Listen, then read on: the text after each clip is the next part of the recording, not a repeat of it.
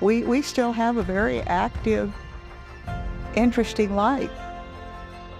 It's mostly because the doctors and the nurses, especially the physical therapists, have been able to keep us together, and we've always used Sky Lakes. I've had my left knee replaced. I had a shoulder, this shoulder replaced. This shoulder is a reverse replacement, and I've had a couple of back surgeries. I got really good care. And one of the things that I've really been impressed with is how flawless the work is between Klamath Orthopedic and Sky Lakes.